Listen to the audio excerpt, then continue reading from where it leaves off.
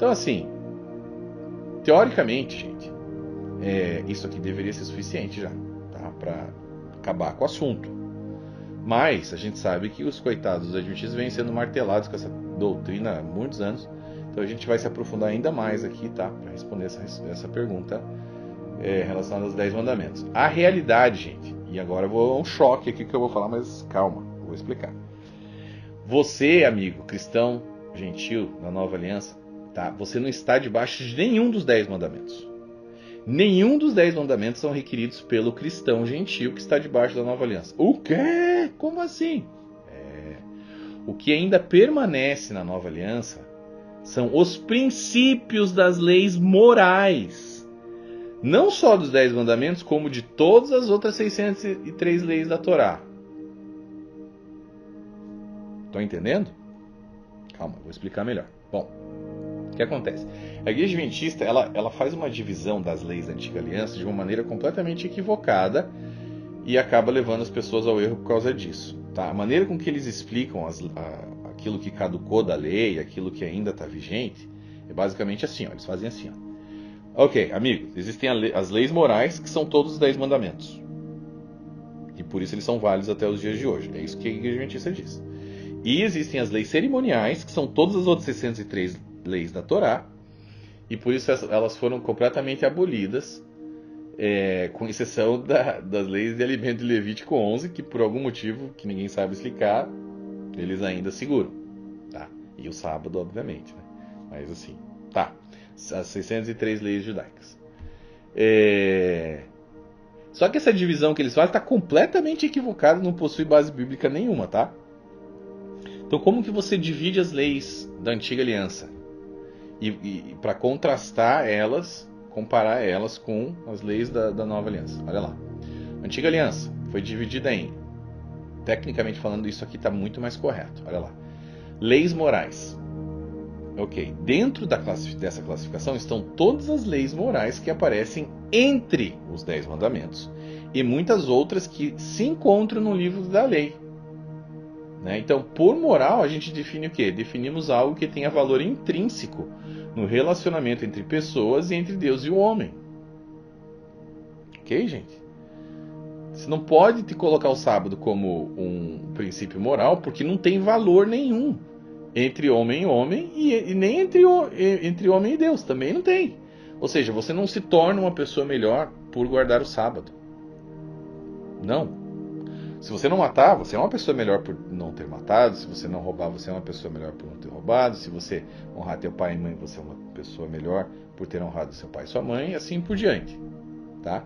Mas guardar o sábado, não. Você não está crescendo moralmente, você não está... Enfim, você não tem nenhum mérito por isso. Não existe nada que você está fazendo, nem para você mesmo, nem para o próximo, nem para ninguém. O cara, quando ele está cansado, ele descansa. Ele não precisa lembrar de um dia. O cara que é maduro espiritualmente, ele vai ter um relacionamento com Deus todos os dias. E se ele quiser separar 1, 2, 3, 4, 5 dias para ficar só com Deus, ele separa. Mas ele não é obrigado a isso. Tá? Olá. O que mais, Gleison? Sombras de Cristo. Tá?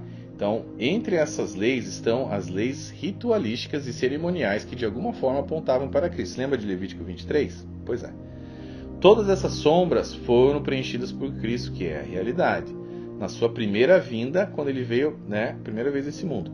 Nesse grupo está o quê? O sábado semanal, os sábados sazonais, os sábados mensais, que são as festas de lua nova, sábados anuais, festividades, os sacrifícios da tarde e da manhã, o tabernáculo, a menorá, os pães da proposição, etc. Tudo isso era sombra de Cristo, tá? Qual mais divisão tem, Gleison? Tem mais. Os sinais da aliança, a circuncisão e o sábado. O sábado era tanto uma lei ritualística, sombra de Cristo, como também um sinal da antiga aliança entre Deus e o povo de Israel. E por isso ele foi incluído entre os 10 mandamentos. Além do fato de que entre os contratos no Oriente Antigo, se lembra desse negócio? O sinal entre as partes era colocado no meio do contrato, como a gente já explicou. Então, é importante destacar que os próprios judeus incluem o sábado como uma lei ritualística e não como uma lei moral. Tá? Quer um exemplo de novo? Olha lá. Rabino Joseph Telushkin, na página 429 do livro Biblical Literacy. importância do sábado fica implícita por ser a única lei ritualística elencada entre os 10 mandamentos. Obviamente, ele está falando para os judeus. Tá? E também a última divisão ali são as leis civis. Então, essas são as leis que regiam a sociedade judaica dentro de um tempo específico. Né? Não tinha a lei lá do cara que tinha que casar com a esposa do irmão que morreu.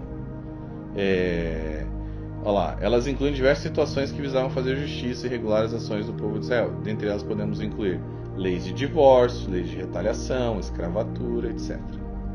Tá? E como que a gente divide agora na nova aliança, Gleison? As leis da nova aliança? Vamos lá então. Olha lá. Princípios morais. Tá? Então, nesses princípios se encontram todas as leis morais da antiga aliança, contudo não na forma exata com que elas foram apresentadas. Lembre-se que Jesus aumentou o nível moral das leis da antiga aliança. Eu, porém, vos digo. Se lembra? Ouvi isso que foi dito seus antepassados. Eu, porém, vos digo. Ele está aumentando o nível moral da antiga aliança para um patamar espiritual de consciência. Tá? Contudo, mesmo tendo grande importância na vida do cristão, seguir tais princípios não nos traz a salvação, que isso é ganha pela graça através da fé que temos em Cristo. Tá? Também existem algumas outras diferenças ali entre os princípios morais da nova aliança e as leis morais da antiga aliança. Por exemplo, na nova aliança, nós não temos detalhadamente o que deve ser feito em cada situação de cunho moral, como era na antiga aliança. O que nós temos aqui é uma apresentação de alguns princípios básicos de estilo de vida, né, que acabam ficando sujeitos à lei maior do amor, que é a qual amem uns aos outros como eu vos amei. Olha lá, Paulo ele explica a respeito disso em Romanos 13, 8 a 10. Olha lá. Não fiquem devendo nada a ninguém, exceto o amor de uns para os outros, pois quem ama o próximo cumpre a lei. Pois esses mandamentos, não cometa adultério, não mate, não furte, não cobice, e qualquer outro mandamento que houver, todos se resumem nesta palavra: ame o seu próximo como você ama a si mesmo. O amor não pratica o mal contra o próximo, portanto o cumprimento da lei é o amor. Ponto final, gente. Simples. Coerente com tudo que eu estou trazendo aqui. Tá? Qual outra divisão, Gleison, dentro da nova aliança? Evangelho. Olha lá. A vida, morte e ressurreição de Cristo.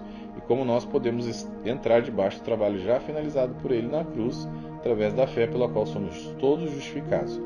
Essas são as boas novas do Evangelho, não um conjunto de regras elencadas, sem as quais ninguém se salvaria. Isso é balela. Tá? A IASD prega um outro Evangelho, um Evangelho híbrido, estranho, anátema. Que mais? Os sinais da nova aliança. O batismo e a Santa Ceia, como a gente já falou. O batismo como sendo o sinal da iniciação e a Santa Ceia como um sinal contínuo de lembrança da aliança que temos com o Pai através de Jesus Cristo. E princípios civis. Aqui se encontram princípios de como o cristão deve se relacionar com o seu próximo e com as autoridades governamentais. Alguns desses princípios que aparecem no Novo Testamento também foram dados para uma cultura em um tempo específico, né, como, por exemplo, a necessidade do uso de véu por mulheres na igreja de Corinto. Hoje em dia a gente tem as leis do teu país, né? Então, assim, você tem que seguir essas leis civis, tá? Mas existem ainda princípios ali de leis civis, ou princípios civis, que a gente deve seguir. Alguns eram locais e culturais relacionados a um determinado povo, em algum determinado lugar, tá, para aquela época. Outros não, outros a gente ainda tem que utilizar, tá? Bom, então assim, fica claro a grande confusão, né, que a Igreja Adventista criou aí, elencando como doutrina algo que simplesmente não procede biblicamente.